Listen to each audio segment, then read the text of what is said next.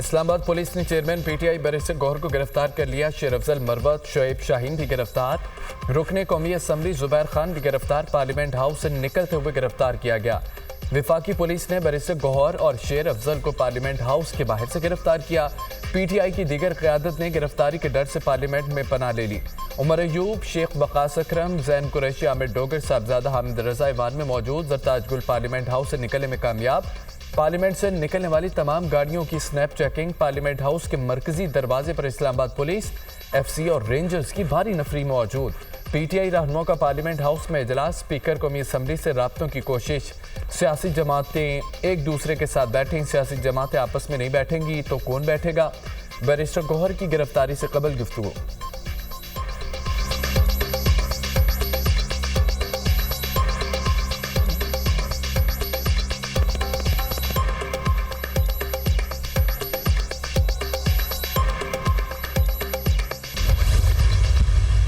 अच्छा तो था कि ये कोई ना कोई क्रैकडाउन की तरफ सोच रहे हो जाएंगे, लेकिन मुझे यकीन तो था कि ये बुज़दिल है, डरते हैं तहरीक इंसाफ की मकबूलियत से, लेकिन ये नहीं पता था कि ये बुज़दिल के साथ साथ इतने शर्मनाक हरकत भी करेंगे। हम मुकाबला करेंगे, अदालतों में मुकाबला करेंगे, आईनी तौर पर मुकाबला करेंगे, क्योंकि हम एक जमहूरी पार्टी हैं।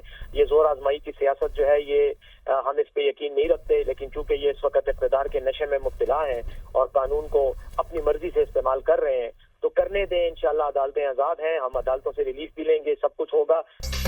पार्लियामेंट को यरगमाल बनाकर क्रैकडाउन किया जा रहा है। हम उनका आईनी तौर पर मुकाबला करेंगे। ये इक़्तिदार के नशे में मुब्तला है। हमारी कोशिश यही है कि कानून को हाथ में न लें। अगर हमारा रास्ता रोकेंगे तो फिर रद्दमल आएगा। अरमीन गंडापुर ने अगर कोई नाज़ेबा बात की है तो उसके लिए कवानीन मौजूद हैं। शर्मनाक कानून साजी के खिलाफ हम मुज़ाहमत करेंगे। अच्छा, ये कानून साजी और गिरफ्तारियाँ एक कड़ी है। मुशीर इत्तलात खैबर पख्तूनख्वा मोहम्मद अली सैफ की प्रोग्राम दुनिया मेहर बुखारी के साथ में गुफ्तगू। बैरिस्टर सैफ का गिरफ्तारियों के खिलाफ अदालत जाने का ऐलान।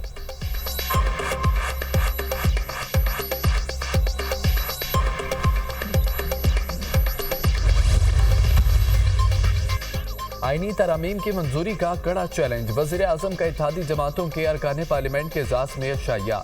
वज़ीर आज़म ने तमाम अरकान को मुजव्वज़ा आईनी तरमीम पर इत्तेमाद में लिया। कौमी असम्बली और सेनेट के रमा इजलास में तरमीम पेश करने पर इत्तफाक। वज़ीर आज़म ने तमाम अरकान को इस्लामाबाद में मौजूद रहने की हिदायत कर दी है। हुकूमत को मौलाना फजल रहमान की भी हिमायत हासिल। ज़राए का दावा, पीटीआई के जलसे में जो कुछ हुआ इंतहाई अफसोसनाक है। नासिबा जुबान इस्तेमाल की गई जिसकी जितनी मजम्मत की जाए कम है। मुआशी टीम की मेहनत की बदौलत मुईशत तरक्की की जानिब गामजन है। अगस्त में महंगाई की शरह 9.6% पर आना हुकूमती इक़दामात का कास है। मुईशत की डिजिटलाइजेशन हुकूमत की अव्वलीन तरजीह है। एफडीआर की मुकम्मल डिजिटलाइजेशन का आगाज़ हम संग मील है।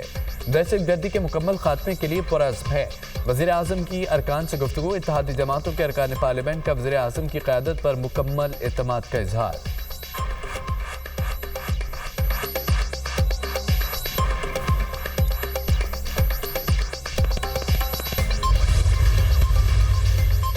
ऐवान सदर में भी अहम बैठक। सदर जरदारी की जानिब से मुख्तलिफ सियासी जमातों के अरकान पार्लियामेंट के एजाज में डिनर का एहतमाम। Chairman senate, governor Punjab, Khyber Pakhtunkhwa और वज़ीर आला बलोचिस्तान भी शरीक। अमीर वली खान चौधरी, सालिक, अनवारुल हक काकड़, अलीम खान भी शरीक हुए। सदर जरदारी का पार्लिमानी जमहूरियत मजीद मजबूत करने, सियासी इस्तेहकाम को फ़रोग देने की ज़रूरत पर जोर। मुआशी खुदहाली के लिए सियासी, मुआशी और गवर्नेंस इस्लाहात नागुज़ीर है। अवामी फलाह के लिए ग्रोही मफादात से बालातर होकर पुरअज़्म तरीके से काम करना होगा। मुल्क को नुकसान पहुँचाने वाली महाज आराई की सियासत के खिलाफ हैं। सदर जरदारी की गुफ्तगू। सियासी जमातों के अरकान पार्लियामेंट ने इस्तेहकाम, अवामी रिलीफ के लिए मुख्तलिफ तजावीज़ दी।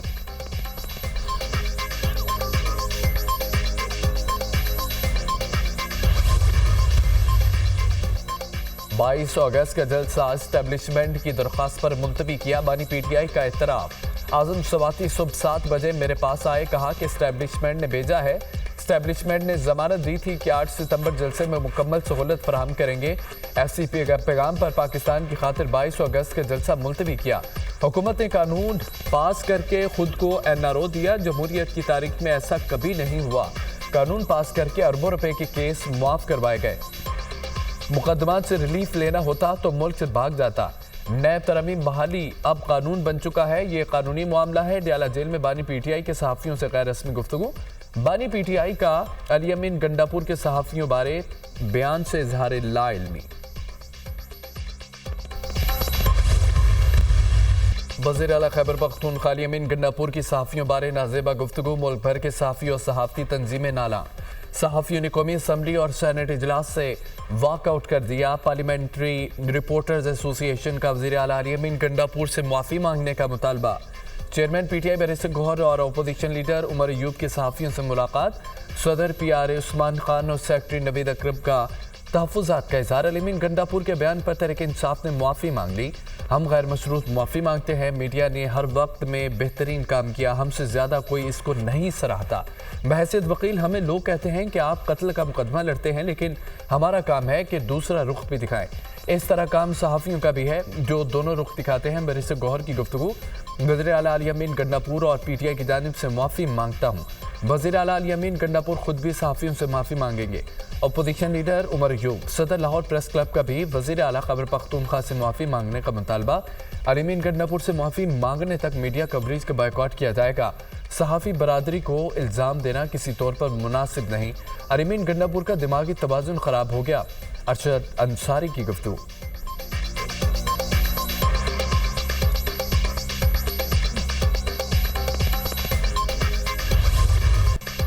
चीफ जस्टिस काजी फायद ईसा का मुद्दत मुलाजमत में तोसी लेने से साफ इनकार। राना सनाउल्लाह कह रहे हैं कि तमाम जजेस की मुद्दत मुलाजमत बढ़ा दी जाए तो आप भी एक्सटेंशन पर मुत्तफिक है। सहाफ़ी का सवाल। राना सनाउल्लाह को मेरे सामने ले आए। चीफ जस्टिस का जवाब। कहा कि मीटिंग हुई थी जिसमें Azam Razi Tarar, justice Mansoor Ali Shah, attorney general मौजूद थे। इस मीटिंग में राना सनाउल्लाह मौजूद नहीं थे। बताया गया कि तमाम चीफ जस्टिस साहिबान की मुद्दत मुलाजमत में तोसी कर रहे हैं। मैंने कहा कि बाकियों की कर दें, मैं तोसी कबूल नहीं करूँगा। कानून बन गया है तब भी मुद्दत मुलाजमत में तोसी नहीं लूँगा। मुझे तो ये नहीं पता कि कल जिंदा रहूँगा या नहीं। 6 जजेस के ख़त का मामला समात के लिए मुकर्रर क्यों नहीं हो रहा। सहाफ़ी का सवाल। चीफ जस्टिस ने कहा कि 6 जजेस के ख़त का मामला कमेटी ने मुकर्रर करना है।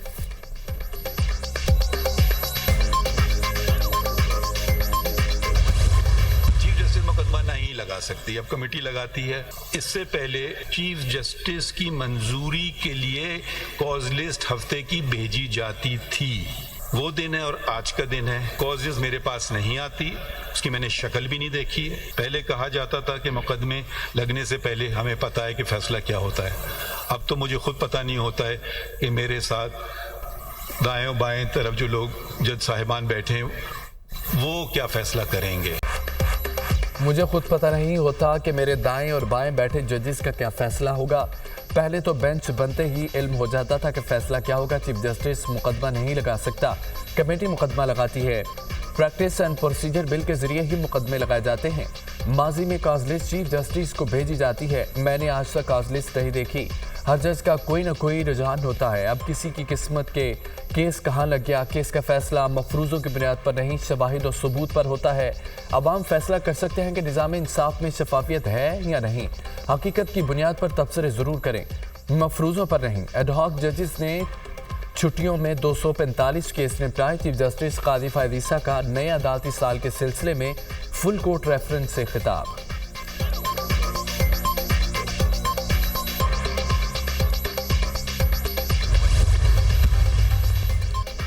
नया तोशाखाना रेफरेंस एहतसाब अदालत के दायरे इख्तियार से निकल गया। बानी पीटीआई और बुशरा बीबी के खिलाफ नया तोशाखाना रेफरेंस स्पेशल जज सेंट्रल को रेफर।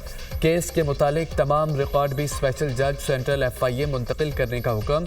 FIA के स्पेशल जज सेंट्रल जमानत समेत तमाम उमूर देखेंगे। नैब तरमीम फैसले के बाद रेफरेंस की समाअत मेरे दायरे इख्तियार में नहीं। करप्शन एक्ट 1947 के तहत मेरी नज़र में ये जुर्म बनता है। एहतसाब अदालत के जज ने 2 सफ़ात पर मुश्तमिल तहरीरी फैसला जारी कर दिया। बानी पीटीआई अली मोहम्मद और दीगर ने फैसला अदालत से खड़े होकर सुना। फैसले की कॉपियां वकला को फराहम कर दी गई हैं। तोशाखाना टू रेफरेंस की समाअत एहतसाब अदालत के जज मोहम्मद अली वड़ाइच ने डयाला जेल में की। एहतसाब अदालत ने नैब की इस्तदा पर रेफरेंस को मुंतकिल किया।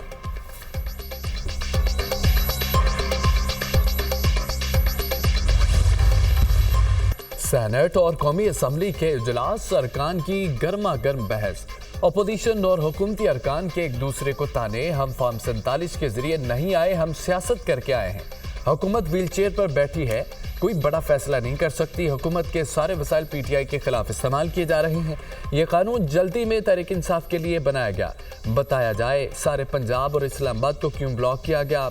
आप खैबर पख्तूनख्वा में जलसा करें, तमाम सहूलियात देंगे। सेनेटर शिबली फराज की धुआंधार तकरीर। शिबली फराज ने मुझ पर तंज के निश्चर बरसाए। पुरअमन एहतजाज से मुतालिक कानून कोई नया नहीं। 5 जमातों ने बिल पेश किया।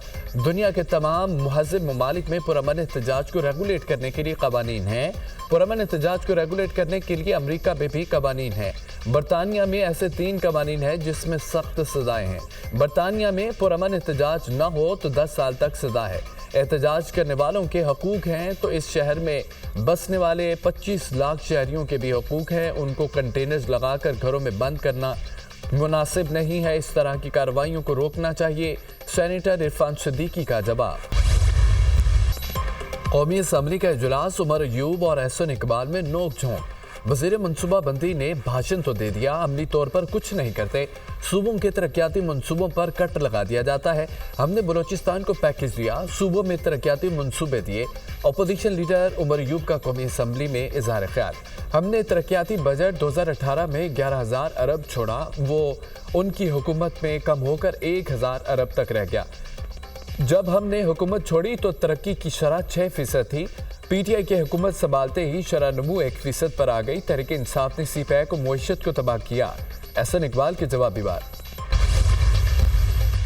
बानी पीटीआई को 2 हफ्तों में रिहा करो। अलीमीन गंडापुर का हुकूमत को अल्टीमेटम। बानी पीटीआई के केसेस खत्म हो चुके। 2 हफ्तों में कानूनी तौर पर बानी पीटीआई को रिहा ना किया तो हम खुद रिहा करवा लेंगे। खुद क़यादत करूंगा, पहली गोली खाऊंगा। अगर पीछे हटे तो ना दोबारा ऐसा मौका मिलेगा, ना दोबारा ऐसा लीडर मिलेगा। जलसे से खिताब। अपने अल्फाज पर कायम रहना, 15 दिन में अपने लीडर को रिहा कराना। ख्वाजा आसिफ का अलीमीन गंडापुर का जवाब। कहा कि तकरीर में ये भी बताना था कि पहली बार शहबाज शरीफ को मिलने किसकी हिदायत पर आए थे। जलसे में रंगबाजी करते हो।